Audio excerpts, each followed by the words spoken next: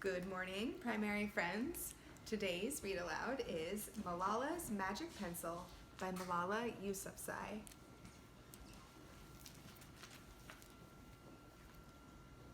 Do you believe in magic?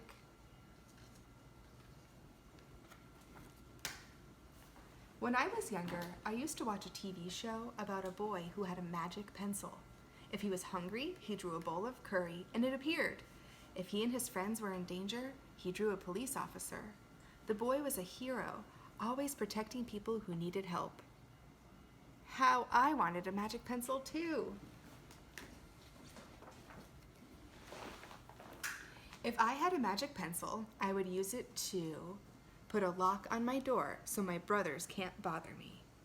Stop time so I could sleep an extra hour every morning. Erase the smell of the trash dump near our house. And I would use it to make people happy.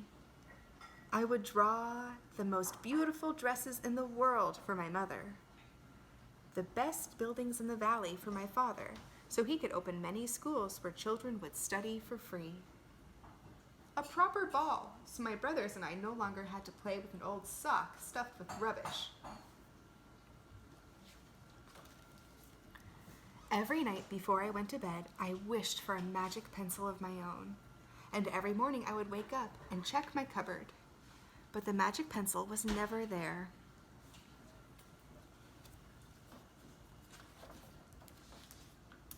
One day, I was throwing away potato peels and eggshells at the dump.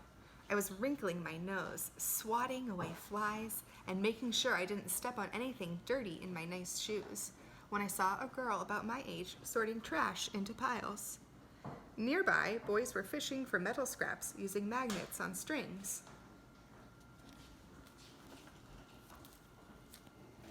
When my father returned home from work, I told him what I had seen. It made him sad. "Abba," I said. "Yes, Johnny," he said back to me. I always liked it when he called me dear one. "Why haven't I seen that girl in my class?" "Because," he said, but he didn't finish right away. "Because, Johnny, in our country, not everyone sends their daughters to school, and some children must work to support their family. These boys will sell the metal scraps they find. If they went to school, their families would go hungry." School was my favorite place, but I had never considered myself lucky to be able to go. My father had always said, "Malala will live free as a bird." Now I wondered how free I'd truly be. That night, I thought about families who didn't have enough food, and the girl who couldn't go to school, and even about how when I was older, I would be expected to cook and clean for my brothers, because where I came from, many girls weren't allowed to become what they dreamed of.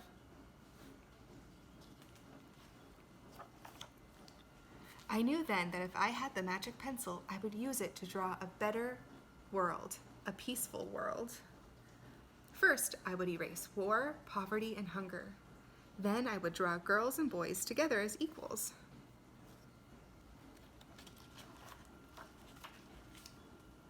Over the next few years, instead of wishing for a magic pencil every night, I worked hard in school every day. I wanted to be one of the top students in my class.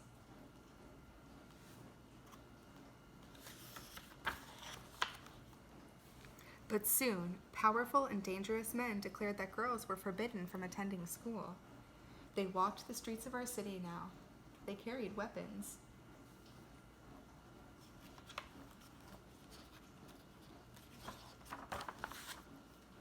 One by one, girls stopped coming to school.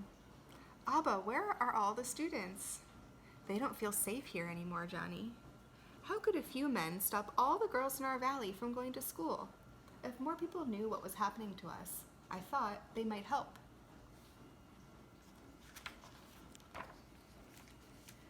Wishing wasn't enough. Someone needed to speak out. Why not me? I wrote about what it felt like to be scared to walk to school and how some of my friends had moved away because of the threat they faced in our city. I wrote about how much I loved school and how proud I was of my school uniform. Once I started writing, I didn't stop. I wrote speeches and traveled around my country, sharing my story. I even talked to a reporter from a famous international newspaper. People actually wanted to learn about my life. I spoke for all the girls in my valley who couldn't speak for themselves. My voice became so powerful that the dangerous men tried to silence me, but they failed.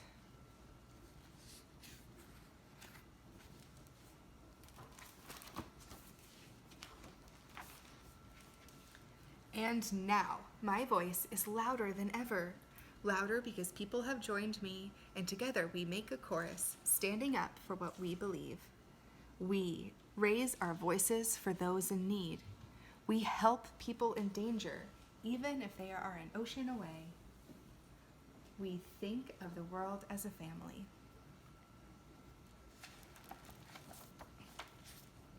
Do you still believe in magic? I do. I wrote alone in my room, but people all over the world were reading my story. Millions now know it and help me spread my message of hope. I had at last found the magic I was looking for, in my words and in my work.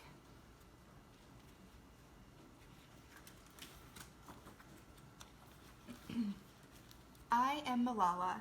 I've always wished I could make the world a more peaceful place, and every day I work to make my wish come true. One child, one teacher, one book, and one pen can change the world. The end.